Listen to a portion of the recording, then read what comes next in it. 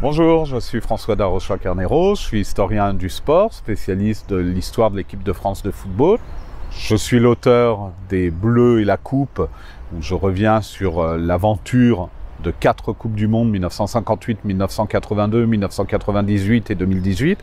Mais là, aujourd'hui, je voudrais revenir bien avant, en 1904, jour de la première rencontre internationale de l'équipe de France, jour de la naissance de l'équipe de France, le 1er mai 1904. Le football n'est bien sûr pas né avec les rencontres internationales, mais on a souvent tendance à se focaliser sur celle-ci. L'équipe de France apparaît en 1904, ce n'est qu'à la fin du 19e siècle que naît vraiment l'idée qu'on puisse regrouper à l'intérieur d'une même sélection les meilleurs joueurs ou ceux réputés comme tels de l'ensemble des clubs français. En fait, c'est d'abord l'ensemble des clubs parisiens et nordistes. Et le premier match de l'équipe de France a donc lieu en 1904, après quelques expériences internationales, souvent issues des clubs. Par exemple, des clubs frontaliers ont pu se rencontrer les uns contre les autres et on a pu avoir ainsi des matchs franco-belges, franco-luxembourgeois, franco-suisses, etc. Le 1er mai 1904, l'équipe de France, une équipe de France, se déplace à Bruxelles à l'invitation de l'UBSSA, la Fédération belge de sport athlétique, qui a lancé cette invitation donc à son homologue française, l'USFSA, qui est la grande fédération omnisport.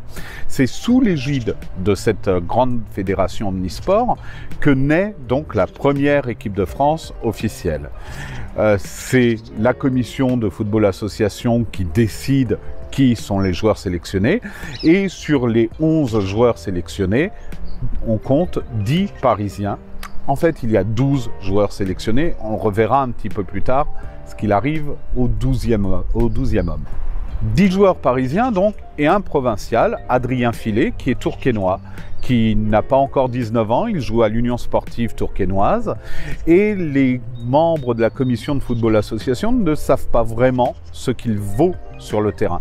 Ils le connaissent de réputation par leurs homologues nordistes, et donc ils font confiance aux nordistes pour retenir ce joueur avec qui les autres partenaires, les autres joueurs de l'équipe n'ont jamais pu jouer jusqu'alors. Ils ne le connaissent pas.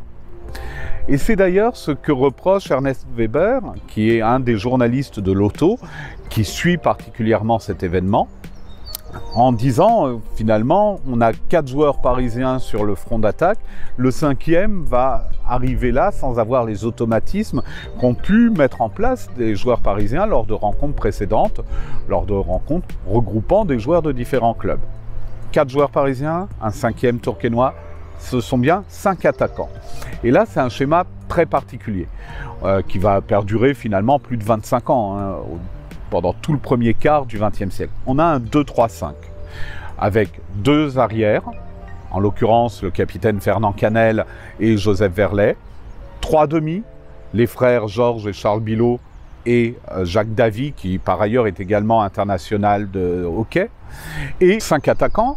Outre Adrien Filet, on a Gaston Cyprès, Louis Meignier, Marius Royer et Georges Garnier.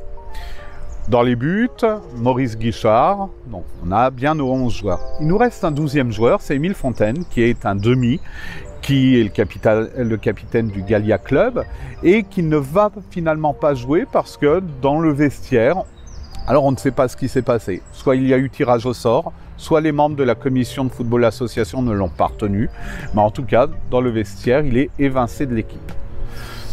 Comment se passe le voyage? Eh bien, le rendez-vous est donné en gare du Nord le samedi soir à 10 h.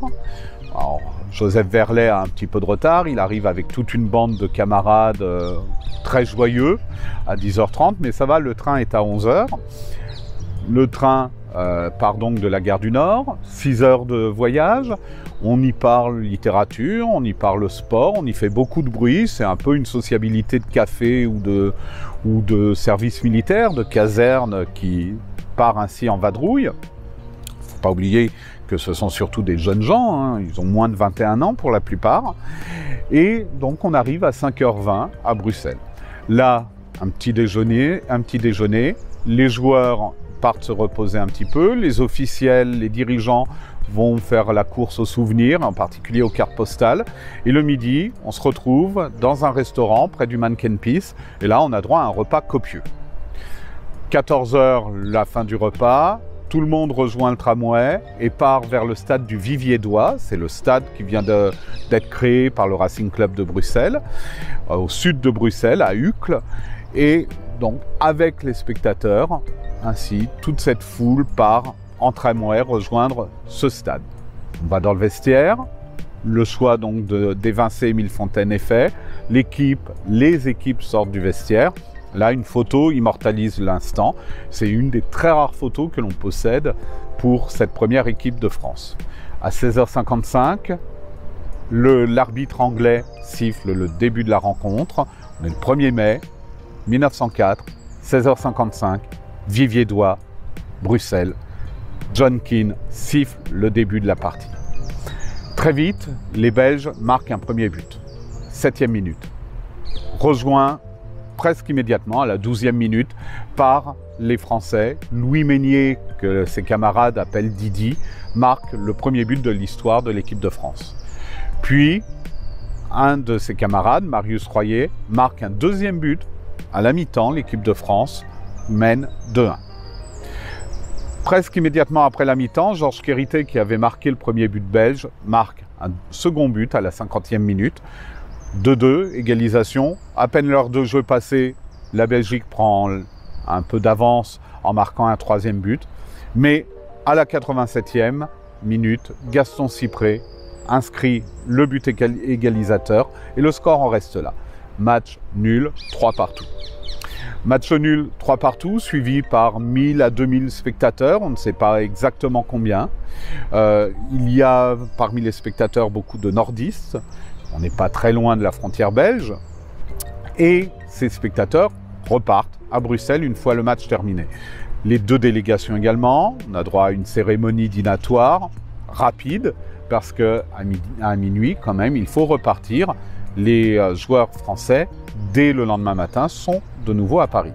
Ce match, il est important parce que c'est le premier match de l'équipe de France, mais il a aussi une résonance internationale plus large.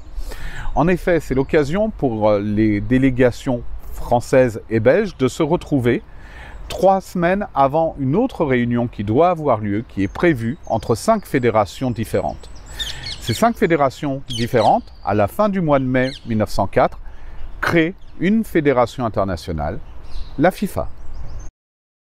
Partagez, commentez, abonnez-vous, car enseigner, c'est répéter.